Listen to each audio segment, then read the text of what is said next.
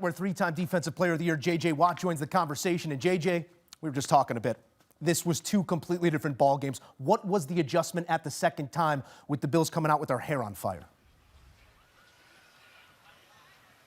I mean, you just said it, Joe. 24-7 was the score at halftime, and 28-7 was the score in the second half in favor of the Buffalo Bills. They've been doing it all year long, and they did it once again today. They just find a way to score points in the second half. Whatever kind of speech Sean McDermott gives at halftime or whatever kind of adjustments Joe Brady and that offense makes in that locker room, they clearly have been working, and I'm sure there's a lot of people in Buffalo saying, maybe we make those adjustments before the game from here on out because they look unbelievable in the second half, especially when compared to the first half. The Patriots did a great job early on containing Josh Allen, keeping him in the pocket, not letting him scramble. He had a little more success there in the second half and also was able to find some of those big-time receivers, especially Dalton Kincaid, and 2 touchdowns for new dad, Dawson Knox. Yeah, a couple of those big plays. We saw him break, contain, and do exactly what he does with that Superman cape flapping in the wind. The reference point was the guy who ran in too early and looking for his first MVP in his sophomore season in Drake May. And if we were to poke holes in the case of the New England Patriots, it would be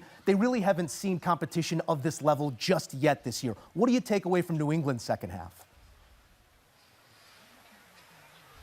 Yeah, I mean, everybody wants to point to the schedule. They can only play who they play. That's not their fault that's how the schedule fell. They go out there and they win the games on their schedule. Today, they had a chance to win it at the end. They had the ball at the 2-minute warning trying to go down there, and they couldn't get it done. Joey Bosa making a great play on 4th down to stop that drive and give it back to Josh Allen. But Drake May is an impressive football player. Make no mistake about it. He's in the MVP conversations for a reason. My favorite play of the day was him sprinting all the way down the field, 50-plus yards, to lead the way for Travion Henderson's long touchdown, second one of the day for him. So he's leading this team the right way. This one's going to hurt and sting for him, but they still have a chance. Everything is in front of them that they want to accomplish. That's what it was for them. I'm interested in what this felt like for you, because that's a building that, man, if there are walls that could talk, there's certainly stories to be told there, and they feel as if they're headed that direction once again. What did it feel like from this fan base throughout the ebbs and flows of the game? It was a great atmosphere here. We had some snow falling, but never really accumulating on the ground, so it looked pretty, but it didn't really affect the game. The fans were great, high energy all game, big third downs, obviously on the touchdowns, huge. Back and forth, heavyweight battle all day. This is what you live for. December football, high energy, awesome. Obviously, a lot of people leaving this stadium disappointed, but they have to love these types of games that they're back in once again. It's not like they've been out of them for that long. It's only been 5 years so since their last title, and they had a long run of them before that. So I don't think there's too many fan bases feeling too bad for them, but everything they want still in front of them, like I said. If only something good could happen for those Boston fans one of these days. J.J. Watt, we appreciate your insight always. Questions about the quarterback. All right, in studio with the fellas, and I go to our insider first here. JJ, we are reacting to this essentially in the moment. Patrick Mahomes suffers an apparent knee injury at the culmination of a season. And as we talked about a week ago, the dynasty, you could call it what you want, over or not, but the season we know is. The season is over for the Kansas City Chiefs, officially eliminated from playoff contention.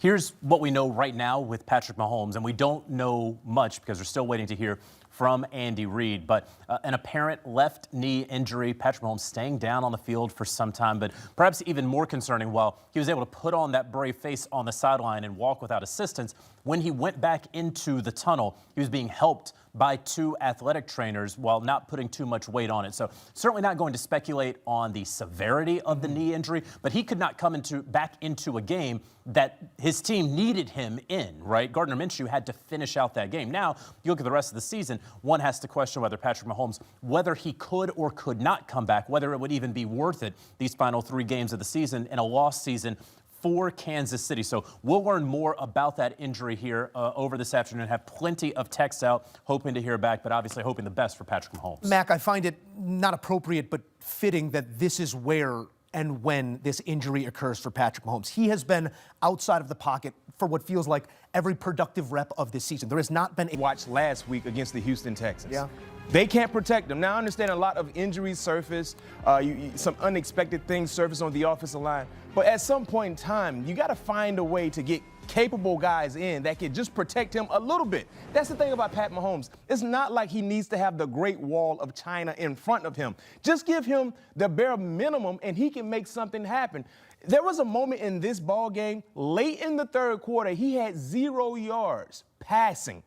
0 yards passing. And it wasn't like they weren't throwing the football. They just weren't getting things going in the passing game. And outside of that, he was running for his life the entire ball game. So we were giving the Kansas City Chiefs grace and considering them, they can still get in. That's right. But if you look at the realness with how they played, they've been a bad team for quite some time this season. Yeah. But because of the legacy that they've created. The decade. The goodwill they are giving. Yes, because of the we were things like, they have done. and then we said, if they get in, we still believe they had a legit shot to win a championship. Yeah. But the reality is they haven't been good. Emery, we just saw the play once again, and I know everything slowed down is easier to see. Do you see anything, players taking care of players there? We don't want to point fingers for the reason things happen, but it looked rather innocuous and maybe avoidable. What did you see on the play? This is why I always say injuries are a freak occurrence. We've seen Mahomes get tackled like this and run like this forever, right? So he just stepped down wrong on the grass. He's had the ankles before. Exactly. And then his weight falling forward and all that force on the leg and the awkward step, that's how you get that injury. This is unfortunate, man, because when you think about Patrick Mahomes and what he means to his team, he means everything. But I do feel like what we've seen from the Chiefs the last 2 seasons is a direct line to the loss of Eric Bieniemy. When Bieniemy was there calling the plays and was running a tight ship, we didn't see all the miscommunication, the minor things that they were. This was a game for Kansas City where they just looked off. Yeah. Nope, they wasn't tying up loose ends. They wasn't disciplined, and that was this game and how it went down for Mahomes.